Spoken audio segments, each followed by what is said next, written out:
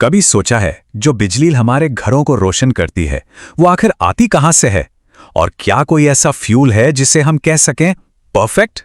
चलिए आज इसी सवाल के जवाब की तलाश में निकलते हैं। तो इस सफर का हमारा रोड मैप क्या है? सबसे पहले तो यही जानेंगे कि एक अच्छे फ्यूल में क्या क्या होना चाहिए। फिर हम देखेंगे कि हमारे पास कौन कौन से ऑप्शन हैं, फॉसिल फ्यूल से लेकर रिन्यूएबल्स तक। तो शुरुआत करते हैं सबसे बुनियादी सवाल से। आखिर हम परफेक्ट या आइडियल फ्यूल कहेंगे किसे? मतलब क्या है वो पैमाने जिस पर हम उसे परखेंगे? तो जब हम एक बेहतरीन ईंधन की बात करते हैं तो हम असल में क्या ढूंढ रहे हैं? देखिए, कुछ सीधी सीधी बातें हैं। पहली कि उसमें एनर्जी खूब हो, मतलब थोड़ी मात्रा में भी जबरदस्त पावर दे। दूसरी, वो क्लीन हो, जलने पर ज्यादा धुआं या गंदगी ना फैलाए। तीसरी, वो आसानी से मिले और एक जगह से दूसरी जगह ले जाना भी मुश्किल ना हो। और सबसे जरूरी, वो सस्ता हो। बस यही हमारा क्राइटेरिया है। चलिए अब बात करते हैं आज के सबसे बड़े खिलाड़ी की, वो एनर्जी सोर्स जिस पे हम सब सबसे ज्यादा डिपेंड करते हैं, और हाँ, उसकी खामियों की भी। तो ये फॉसिल फ्यूल्स हैं क्या? मतलब कोयला, पेट्रोल, नेचुरल गैस। इन्हें आप धरती के अंदर दबा हुआ लाखों साल पुराना खजाना समझ सकते हैं। दिक्कत बस ये है कि ये खजाना लिमिटेड है और एक दिन खत्म हो जाएगा, पर हमारी निर्भरता इस पर बहुत बहुत ज्यादा है। और यहीं पर सबसे बड़ी दुविधा सामने आती है।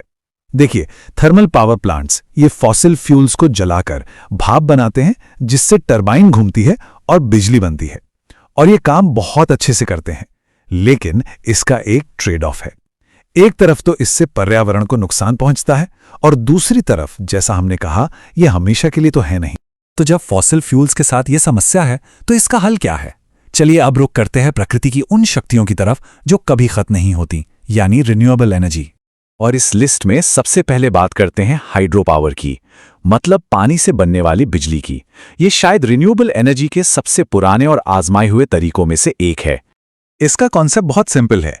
एक बड़े से डैम में पानी को रोका जाता है, जिससे उसमें एक पोटेंशियल एनर्जी आ जाती है। फिर जब उस पानी को छोड़ा जाता है तो वो तेजी से बहता है और उसकी काइनेटिक एनर्जी एक टरबाइन को घुमाती है, और बस जैसे ही टरबाइन घूमी, बिजली बन गई। तो फायदे तो साफ हैं। ये क्लीन एनर्जी है, कोई पोल्यूशन नहीं। लेकिन इसके कुछ बड़े नुकसान भी हैं। डैम बनाना कोई सस्ता काम नहीं, बहुत ज्यादा खर्चा आता है। और सबसे बड़ी बात, डैम की वजह से एक बहुत बड़ा इलाका पानी में डूब जाता है, जिससे वहां के इकोसिस्टम और लोगों की जिंदगी पर बुरा असर पड़ता है। अच्छा, पानी के बाद अब बात हवा की, विंड एनर्जी। ये भी एक इको फ्रेंडली और रिन्यूएबल ऑप्शन है, लेकिन इसके साथ भी कुछ चैलेंज है। पहली बात तो ये कि हवा हमेशा एक ही स्पीड से नहीं चलती। दूसरी बात, विंडमिल्स लगाने के लिए बहुत बहुत ज्यादा जमीन चाहिए। और हाँ, शुरुआत में इसे लगाने का खर्चा भी काफी ज्यादा आता है। ठीक है, तो हवा और पानी के बाद अब थोड़ा और गहरा उतरते हैं। चलिए अब उन एनर्जी सोर्सेस को देखते हैं जो सीधे धरती के अंदर या फिर जैविक चीजों में छिपे हैं। और यहां सबसे पहले नाम आता है सोलर एनर्जी का। भाई, सूरज तो हमारी धरती पर एनर्जी का अल्टीमेट सोर्स है। इसमें होता यह है कि सोलर पैनल्स जो सिलिकॉन के बने होते हैं, वो सीधे सनलाइट को बिजली में बदल देते हैं। इससे समझने के लिए सोलर कुकर का एग्जाम्पल लेते हैं। फायदे एकदम क्लियर हैं। ये इको फ्रेंडली है, रिन्यूएबल है, लेकिन इसकी कुछ प्रैक्टिकल लिमिटेशंस भी हैं। जैसे आप इसे रात में या जब बादल छाए हों तब इस्तेमाल नहीं कर सकते। खाना पकने में बहुत टाइम लगता है और आप इसमें कुछ फ्राई नहीं कर सकते। और ये फ्राई क्यों नहीं कर सकते? क्योंकि इसकी एक टेम्परेचर लिमिट है। एक नॉर्मल सोलर कुकर मुश्किल से 100 डिग्री सेल्सियस तक पहुंच पाता है। अब इतने टेम्परेचर पर आप खाना पका तो सकते हैं, लेकिन तलने के लिए जो तेज आंच चाहिए वो नहीं मिल पाती। अब सूरज से हटकर धरती के कोर की तरफ चलते हैं। Geothermal energy. इसमें जमीन के नीचे जो मैग्मा की गर्मी है, उससे पानी गर्म होकर भाप बनता है और फिर उसी भाप से बिजली बना ली जाती है। ये भी एक रिन्यूएबल सोर्स है, लेकिन इसका ट्रेड ऑफ क्या है? इसे सेटअप करना बहुत महंगा है और यह सिर्फ कुछ खास जगहों पर ही मुमकिन है। और हाँ, बायोमास को कैसे भूल सकते हैं?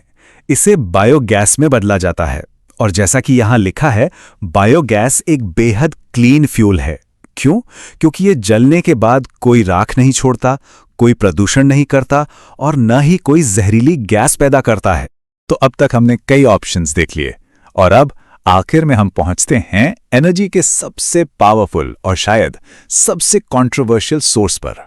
हम बात कर रहे हैं न्यूक्लियर एनर्जी की। ये वो एनर्जी है जो किसी एटम के न्यूक्लियस यानी केंद्र में होने वाले बदलाव से निकलती है। और इसकी सबसे हैरान करने वाली बात यह है कि जरा से फ्यूल से बहुत ही ज्यादा एनर्जी निकलती है। लेकिन यहीं पर न्यूक्लियर एनर्जी की सबसे बड़ी दुविधा भी है। एक तरफ तो ये फॉसिल फ्यूल्स का एक जबरदस्त विकल्प है, पर दूसरी तरफ इसे बनाने का खर्चा बहुत ज्यादा है। इससे निकलने वाले न्यूक्लियर वेस्ट को संभालना एक बहुत बड़ा सिरदर्द है, और अगर कभी कोई हादसा हो गया तो तबाही बहुत भयानक हो सकती है। तो इस पूरी पड़ताल के बाद हम कहां पहुंचे? कोई एक परफेक्ट फ्यूल है क्या? शायद नहीं। हमारी इस खोज से एक बात तो साफ है कि हर एनर्जी सोर्स के अपने फायदे हैं तो अपने नुकसान भी। तो फिर हमारे भविष्य का रास्ता क्या है?